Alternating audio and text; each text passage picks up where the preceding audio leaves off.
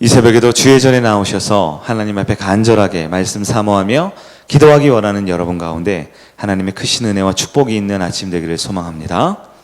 오늘은 특별 새벽봉의 마지막 말씀으로 내 안에 세운 기념비, 내 안에 세운 기념비라는 제목의 말씀을 함께 나누고자 합니다. 여러분 잘 아시는 유머 한 가지 소개합니다. 건망증이 걸린 할머니가 있었습니다. 건망증이 뭔지 아시죠? 자꾸 깜빡깜빡 잊어버리는 거잖아요. 이 건망증 걸린 할머니가 택시를 잡아 탔습니다. 그리고 한참을 택시를 타고 가는데 어디로 가는지 잊어버린 거예요. 그래서 기사 양반, 내가 어디로 가자고 그랬어요? 라고 이렇게 물어봤습니다. 그러자 그 택시 기사가 깜짝 놀라면서 아니 할머니 도대체 언제 타신 거예요? 이렇게 이야기를 했다라고 합니다. 누가 건망증에 걸린 겁니까? 네, 둘 다 건망증에 걸렸다라는 이야기겠죠? 기억을 자꾸 잊어버리고 내가 해야 할 일을 자꾸 잊어버리면 우리가 건망증에 걸렸다 이렇게 표현을 합니다. 그런데 건망증이 지나쳐서 이 건망증이 병에까지 되어서 아예 잊어버리고 기억을 전혀 못하면 우리는 그것을 병리학적으로 치매에 걸렸다 이렇게 표현을 합니다. 집 주소를 잊어버리면 건망증이지요. 근데 집에 가는 길을 잊어버리면 치매다라고 합니다. 가족이나 아내의 생일을 잊어버리면 건망증이지만 아내의 얼굴을 잊어버리면 치매다 이렇게 말을 하죠. 우리가 신앙생활을 할 때도 영적인 건망증에 걸릴 때가 있습니다. 자꾸 잊어버립니다. 무엇을 잊어버립니까? 하나님의 집 주소를 잊어버려요. 하나님께 어떻게 나와야 할지를 자주 잊어버립니다. 하나님의 모습을, 하나님의 예배하는 모습을 자꾸 잊어버립니다. 그리고 방황을 하지요. 그러면 영적 건망증에 걸린 것이다 라고 할 수 있습니다. 그런데 이것이 반복되고 이것이 심해지면 영적인 치매에 걸릴 수도 있습니다. 아버지의 집을 아예 잊어버립니다. 아버지의 모습을, 아버지의 얼굴을 아예 잊어버립니다. 심지어 누가 내 아버지인지 잊어버린다 라고 하면 영적 치매까지 될 수 있는 것이지요. 우리는 이번 한 주간 가족 초청주의를 준비하면서 많은 태신자들을 작정하고 또 낙심자들을 작정했습니다. 여러분 주변에 혹시 아버지의 집까지 오는 길을, 하나님 아버지의 모습을 자꾸 잊어버리는 분들이 있다면 영적 치매에 걸리기 전에 그들을 주님 품으로 인도할 수 있어야 합니다. 이번 한 주간 우리가 간절한 마음으로 함께 기도하고 작정한 그 영혼들을 위해 마지막까지 기도하고 마지막까지 끝까지 전도할 때에 영적 건망증을 이겨내고 하나님 안에서 행복한 가정, 행복한 교회, 행복한 인생이 될 수 있는 저와 여러분 그리고 우리의 사랑하는 이웃들과 가족 되기를 예수님의 이름으로 축복합니다. 오늘은 내 안에 세운 기념비라는 제목으로 우리가 절대 잊지 말아야 할 것, 신앙생활하면서 절대 잊어버리지 말아야 할 것에 대해서 잠시 살펴보기를 원합니다. 10여 년 전에 제가 이스라엘에 방문한 적이 있어요. 이스라엘에 가보면 야드바셈이라는 곳이 있는데요. 이곳이 어디냐? 바로 2차 세계대전 때 독일의 나치가 유대인들을 무참히 학살했던 것을 기억하여 그들의 만행과 그 아픈 민족의 역사를 기념하기 위한 기념관이 바로 야드바셈이라는 곳이 있었습니다. 그 야드바셈 기념관 앞에 커다란 돌 비석이 있는데요. 거기 이렇게 써 있어요. 그 말을 우리말로 번역하면 이렇습니다. 우리는 용서할 수 있다. 그러나 잊을 수는 없다. 우리는 용서할 수는 있지만 결코 잊을 수는 없다. 이렇게 표현되어 있다라고요.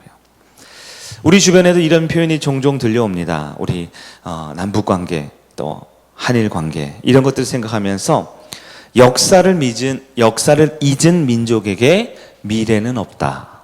역사를 잊은 민족에게 미래는 없다. 그만큼 우리는 우리의 역사, 우리의 과거를, 아픈 기억을 반드시 마음에 새겨야 하며 다시는 연약한 죄를 반복하지 말고 다시는 무기력한 우리의 삶을 복귀하지 말아야 함을 우리는 기억해야 한다라는 것을 역사적으로도 우리가 표현하죠. 오늘 본문에 따르면 이스라엘 민족이 꼭 잊지 말고 기억해야 할 두 가지 사건을 기록하고 있습니다. 본문 여호수아 4장 3절에 보시면 그들에게 명령하여 이르기를 요단 가운데 제사장들의 발이 굳게 선 그곳에서 돌 12를 택하여 그것을 가져다가 오늘 밤 너희가 유숙할 그곳에 두게 하라 하시니라.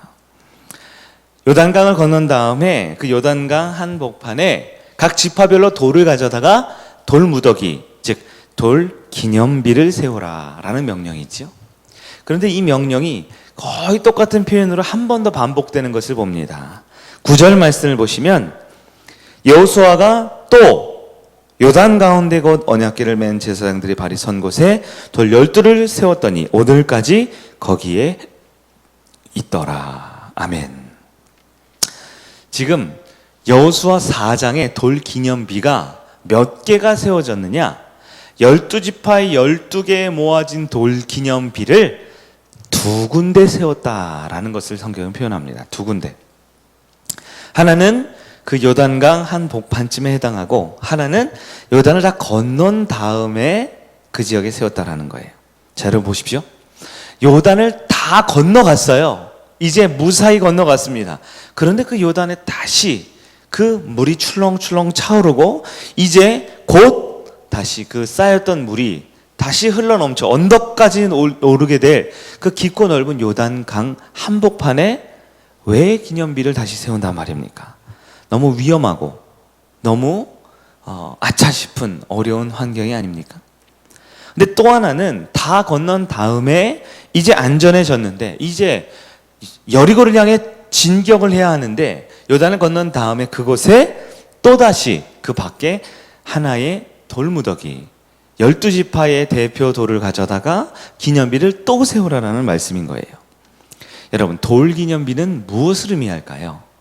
왜 돌 기념비를 그것도 12지파의 대표자들에게 한 개씩 가져오라고 했을까요? 그것은 이스라엘 백성이 무사히 건넌 다음에도 평안할 때에도 아무 일 없을 때에도 반드시 기억하라라는 주님의 명령입니다.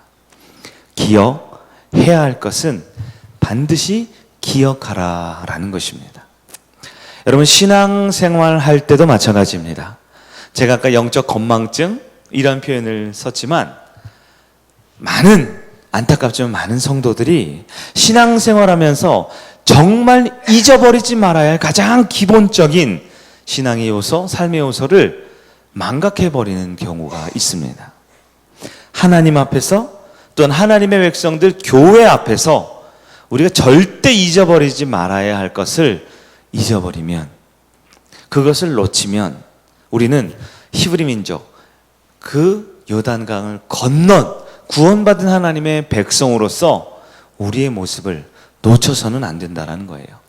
저와 여러분의 삶에도 이 돌무더기 기념비가 필요합니다. 그냥 남들이 세우는 기념비, 남들이 세워놓은 신앙의 그런 멋진 기념비가 아닌 내 안에 우리들의 마음과 우리의 믿음과 우리의 삶이 모아진 그 반드시 기억해야 할 기념비를 한 개가 아닌 두 개를 세울 수 있어야 합니다. 그 기념비가 무엇인가요? 첫째, 3절에 따르면 첫 번째 기념비, 그것의 의미는 나는 죽었다라는 것입니다. 나는 죽었다라는 것입니다. 요단강 안에 기념비를 세워야 합니다. 근데 요단강 안에 세우면요, 그 요단강은 이제 곧 잠기게 될 것입니다. 그 안에 잠겨진다라는 것은 물속에 잠겨지면 어떻게 될까요? 죽음을 의미하는 것입니다.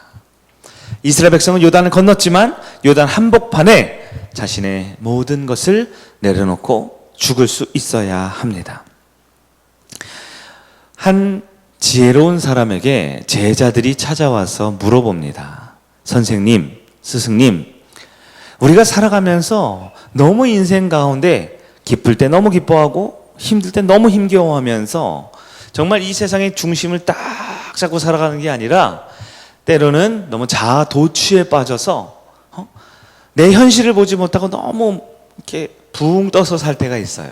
또 때로는 자아 연민에 빠져서 자기 연민에 빠져서 자기를 너무 불쌍히 여기고 자기를 너무 자기 중심으로 이렇게 살아갈 때가 있습니다. 스승님, 어떻게 제 마음을 지키며 살 수 있을까요? 이렇게 물어보았어요. 이런 질문을 하고 싶은 분들이 있으세요? 네. 그 스승이 이렇게 말을 합니다. 너의 자아가 죽어야 한다. 너의 자아가 죽어야 한다. 제자들이 열심히 살았지만 또 한참 지난 스승에게 찾아옵니다. 지혜로운 스승님, 내 자아를 죽이고 싶은데 그게 안 됩니다. 여전히 내 자아가 살아나서 정상적인 삶을, 덕스러운 삶을 살기가 어렵습니다. 그랬더니 그 스승이 이렇게 말을 합니다. 오늘 밤 너희들은 공동묘지에 찾아가라. 그래서 그 공동묘지 앞에서 이렇게 외쳐라. 이 나쁜 놈들아, 이 위선자들아, 이 저주받을 자들아, 이렇게 공동묘지에서 크게 소리를 질러보아라. 제자들은 선생님의 말을 따라 공동묘지에 가서 그렇게 외치고 돌아왔습니다. 스승이 물어봅니다. 그래, 뭐라고 대답이 들리더냐? 그러자 제자들이 아무런 대답이 들리지 않습니다. 공동묘지잖아요. 이렇게 말을 했어요. 그때 스승이 한 번 더 얘기합니다. 오늘 밤에는 가서 이 존귀한 선생님들이요, 이 위대한 사람들이요, 존중받고 존경받을 대단한 분들이 여기 모였습니다 라고 크게 소리를 질러보아라. 제자들이 그날 밤에도 공동묘지에 가서 열심히 칭찬과 칭송의 말을 외쳤습니다. 그리고 돌아온 제자들에게 스승이 그래, 무슨 대답이 들리더냐? 제자들이 뭐라고 했을까요? 아무런 대답이 없던데요? 거기는 공동묘지잖아요. 그때 스승이 말합니다. 그것이 바로 죽었다라는 의미이다. 누군가 너희를 칭송하고 칭찬할 때도, 누군가 너희를 저주하고 비판할 때도 죽은 자는 말이 없는 법이다. 싸울 필요가 없는 법이다. 아무것도 화낼 필요가 없는 것이다. 억울하고 속상한 일 있을지라도 죽은 자는 아무런 말이 없다. 그것이 바로 죽은 것이다. 여러분, 성경에도 이와 같은 이야기가 있습니다. 사도 바울이 기록한 갈라디아서 2장 20절이죠. 내가 그리스도와 함께 십자가에 못 박혔나니. 십자가에 못 박혔다라는 것이 무엇입니까? 십자가에 못 박혔다라는 것은 기념적인 것이 아닙니다. 상징적인 것이 아닙니다. 십자가에 못 박히면 어떻게 될까요? 죽을 수밖에 없는 것이죠. 여러분, 아직도 안 죽은 사람들이 많습니다. 아직도 자신의 자아가, 자신의 삶이, 자신의 생각이 시퍼렇게 살아서 날뛰는 영혼들이 있다라는 것이죠. 그러나 주님께서 바울을 통해 뭐라고 말씀합니까? 내 자아는 예수 그리스도와 함께 십자가에 죽어야 한다라고 말하고 있습니다. 우리의 신앙생활에서, 우리의 가정생활에서 여러분이 전도하고자 하는 그 영혼들 앞에 여러분 욕심이 나고 어떤 특별한 감정 앞에 우리의 삶이 흔들리고 있습니까? 그것은 내 안에 내 자아가 아직 살아있기 때문입니다. 우리가 오늘 본문을 통해 이 요단강 앞에 첫 번째 기념비를 통해 반드시 우리 안에 세워야 할 기념비는 내 자아는 예수 그리스도 앞에서 죽어야 한다라는 것입니다. 내가 죽지 않고서는 우리는 요단을 건넜다라고 말할 수 없습니다. 내 자아가 죽지 않고서는 그리스도 안에서 새로운 삶을 산다라고 말할 수 없습니다. 한 주간 특별 새벽 부흥회로 여러분 우리가 함께 가기를 원하십니까? 그 땅, 약속의 땅, 축복의 땅을 가기를 원하십니까? 그러면 우리는 반드시 한 번의 회심, 한 번에 구원받은 자녀의 체험이 아닌 내 자아가 날마다 예수 안에서 죽었다라는 영적인 기념비가 분명히 세워질 수 있어야 합니다. 그럴 때 우린 교회 안에서 크고 작은 일에 일이 일비하지 않을 수 있습니다. 우리는 너무나 작은 일에 흔들거립니다. 우리는 너무나 많은 일들 앞에 상처를 입습니다. 우리는 너무나 많은 일들 앞에 우리의 자아가 흔들리고 신앙이 송두리째 흔들려 버립니다. 왜 그렇습니까? 마귀가 쏘는 독화살에 우리가 흔들릴 때도 있지만 많은 경우 우리의 자아가 살아서 받지도 않아야 될 상처를 받고 살아갑니다. 입지 않아야 될 그 죄악의 쓴뿌리가 우리를 올가매고 우리를 끌어내릴 때가 있다라는 것이지요. 그러나 죽은 자는 말이 없습니다. 죽은 자는 상처받지 않습니다. 죽은 자는 싸우거나 화낼 필요가 없습니다. 내 안에 예수 안에서 나는 죽었다 라는 믿음의 기념비를 세우는 여러분에게 축복합니다. 두 번째로 두 번째 세워야 할 기념비는 오늘 9절에 따른 바로 두 번째 기념비. 이것은 나는 살았다 라는 것을 의미합니다. 첫 번째 기념비가 무엇을 의미한다고요? 나는 죽었다. 두 번째 기념비는요? 나는 이제 살았다라는 겁니다. 요단을 건넌 후에 그곳에 모든 사람이 볼 수 있는 곳에 다시 12명의 그 12지파의 돌을 가져다가 기념비를 세웁니다. 이제 죽음에서 살아났다라는 것이죠.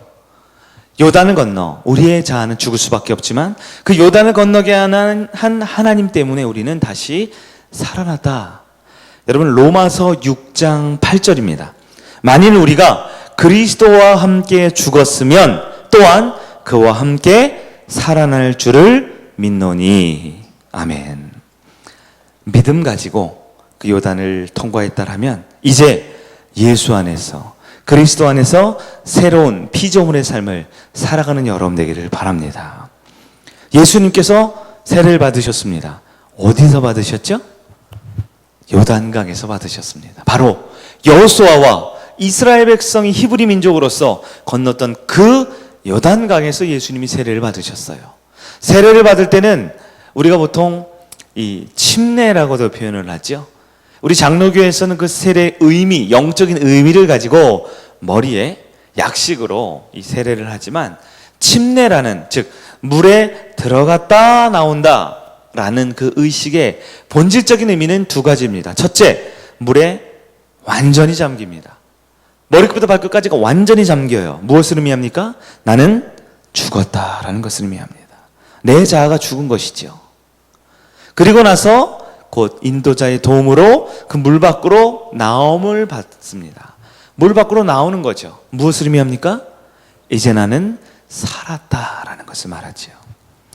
예수님도 세례를 받으시고 세례를 주었던 요단에 있었던 그 요한도 수많은 사람들에게 세례를 베푼 그 나는 죽고 예수 안에서 살아나는 것은 오늘 저와 여러분의 인생에도 마찬가지입니다. 나는 죽고 예수로 사는 삶. 한번 따라해 보실까요? 나는 죽고 예수로 사는 삶. 그것이 우리 안에 세워야 할 영적인 믿음의 기념비라는 것입니다. 말씀을 한번 정리해 보도록 합니다. 내 자아는 요단강에 묻을 수 있어야 합니다. 내 자아는 십자가 앞에 못 박을 수 있어야 합니다. 내 삶은 주님 앞에 성도들 앞에 내 자아를 내려놓을 수 있는 것, 그것이 성도의 첫 번째 기억해야 할 기념비입니다. 그리고 예수의 생명으로 내 육신의 모습, 내 주변의 환경의 모습, 나의 여건과 관계없이 나는 늘 예수로 다시 살아나겠다. 예수 안에서 소망을 갖고 살겠다라는 것이 성도의 기억해야 할 두 번째 기념비가 된다라는 것입니다. 사랑하는 성도 여러분, 우리는 지난 한 주간 우리 함께 가자라는 주제로 말씀을 살펴보았습니다. 어떤 말씀이었습니까? 첫 번째, 멈추지 말아야 할 이유를 찾아야 합니다. 그 멈추지 말아야 할 이유는 이 세상에서 찾으면 안 됩니다. 하나님께 물어보았던 여호수아처럼 약속의 땅, 하나님이 나에게 허락할 그 복된 축복을 향하여 믿음으로 한 걸음 나아가는, 함께 걸어가는 우리 성도님들 되기를 바랍니다. 함께 가면 더 쉬운 길이라고 했습니다. 그 함께 가기 위해서 우리는 우리 안에 있는 이기심을 내려놓을 수 있어야 합니다. 우리의 영적 리더에게 우리의 삶을 순종할 수 있어야 합니다. 그럴 때 우리는 우리의 믿음이, 우리의 삶이 함께 가게 될 줄 믿습니다. 큰 은혜가 있을수록 큰 믿음을 낳는다라고 했습니다. 라합은 보통 사람 중에 보통 사람, 아니 지극히 작고 연약한 사람이었습니다. 그러나 작을수록 하나님은 큰 영광 받으신다 했습니다. 비록 내가 지금 아무것도 아닌 보잘것없는 나이지만 내가 은혜 받으면 하나님께 큰 영광 돌릴 위대한 하나님의 사람으로 쓰임받을 수 있음을 기억하기를 바랍니다. 내 가족이 주님 앞에 구원받아야 합니다. 가족을 사랑하는 것은 감정적 사랑도 있지만 신앙적 사랑이 있다라고 했습니다. 하나님이 원하시는 것을 이루는 그 가족의 사랑을 하는 여러분 되길 바랍니다. 우리 인생에 어떤 벽이 있더라도 그 벽을 밀면 문이 될 수 있다라고 했습니다. 우리 인생에 요단강이 있지요. 여리고를 향해 힘겨운 전진을 하면서도 수많은 요단강, 수많은 벽, 수많은 장애물이 나타날지라도 우리가 믿음을 가지면 그곳에서 벽을 찾고 요단을 건너고 장애물을 건널 수 있는 은혜가 있을 줄 믿습니다. 우리 안에 두 가지 기념비를 세우라고 했습니다. 첫째는 나는 예수 안에 죽었다. 나는 예수로 살아났다. 라는 믿음을 갖는 저와 여러분 될 때 우리 성일교회는 우리 모두 함께 가며 또 우리와 함께할 많은 영혼들을 주님 품으로 인도하는 아름다운 역사가 있는 저와 여러분의 한 주간의 삶 승리하는 이번 주일 되기를 예수님의 이름으로 축원합니다. 아멘.